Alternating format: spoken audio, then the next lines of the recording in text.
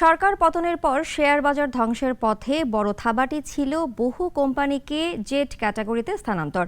পুঁজি হারানো দিশেহারা বিনিয়োগকারীদের অভিযোগ তাই কমিশনের ওপর। এই ইস্যুতে বিব্রত খোদ নিয়ন্ত্রক সংস্থা, তাই সমাধান খুঁজতে স্টক এক্সচেঞ্জ ও টাস্কফোর্সের প্রস্তাবের অপেক্ষায় বিএসইসি। সরকার পতনের আগে পুঁজিবাজারে জেড ক্যাটাগরির কোম্পানির সংখ্যা ছিল ৫৭টি, বর্তমানে তা বেড়ে দাঁড়িয়েছে ৯০টিতে। মাত্র ৪ মাসের ব্যবধানে ৩৩টি জেড বাড়লেও পুঁজি খুইয়েছেন বিনিয়োগকারীরা। ভালো কোম্পানি সে রেগুলার ডিভিডেন্ড দিয়ে আসে, কিন্তু হঠাৎ করে সে ডিভিডেন্ড দিচ্ছে না, সে এজিএম করতেছে না, অথবা তার ফ্যাক্টরি লে অফ ঘোষণা করছে, সে জেডে চলে যাচ্ছে। এরপরে ৬ মাসে ১ বছর জেডে থাকার পরে অথবা ২ বছর জেডে থাকার পরে আস্তে আস্তে আবার সেই কোম্পানিগুলো আবার এ বিতে ফিরে আসছে। আজকে যে কোম্পানিটা এ গ্রুপে আছে, সেই কোম্পানি যখন জেডে চলে যায় তখন তার শেয়ারটা কিন্তু অলমোস্ট 50, 60, 70% ডাউন হয়ে যাচ্ছে। এতে কিন্তু ক্ষতিগ্রস্ত হচ্ছে বিনিয়োগকারীরা।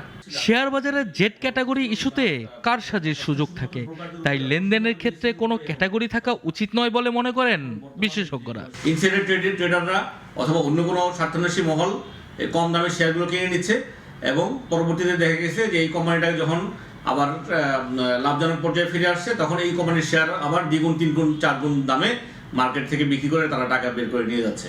এই যে একটা অসাধু পন্থা অবলম্বনের সুযোগ আমরা করে দিয়েছি, তো এখান থেকে আমাদের বের হয়ে আসতে হবে। পৃথিবীর কোনো দেশে কিন্তু এরকম এ, বি এবং জেড গ্রুপ নাই। ম্যাক্সিমাম ইন্ডাস্ট্রিয়াল স্ট্যান্ডার্ড হচ্ছে আপনার large cap, medium cap and small cap. কোম্পানির নন কমপ্লায়েন্সের বলি হচ্ছেন বিনিয়োগকারীরা, তাই প্রতিষ্ঠানের অপরাধের দায় পরিচালনা পর্ষদের নেওয়া উচিত, এমনটি দাবি উঠলেও অনেক ক্ষেত্রে স্টক এক্সচেঞ্জের অসহযোগিতা ও ক্ষোভের বলিও হচ্ছে কেউ কেউ।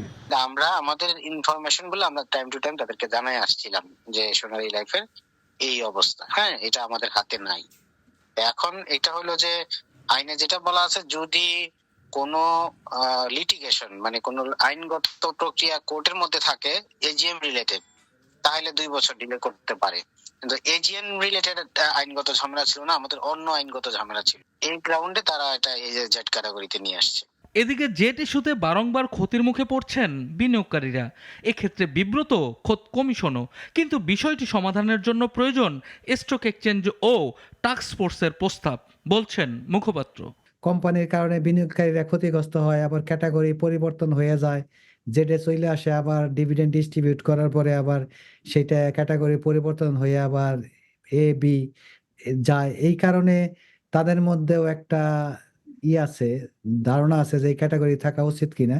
তো সার্বিকভাবে আমরা মনে করি যে ক্যাটাগরির বিষয়টি এটা এক্সচেঞ্জের বিষয়। এক্সচেঞ্জ যদি মনে করে যে ক্যাটাগরি থাকা উচিত না, সেক্ষেত্রে তাদের দিক থেকে যদি কোনো ধরনের সুপারিশ কমিশনে আসে, কমিশন সেই বিষয়গুলো বিবেচনা করে পরবর্তীতে সিদ্ধান্ত নেবে।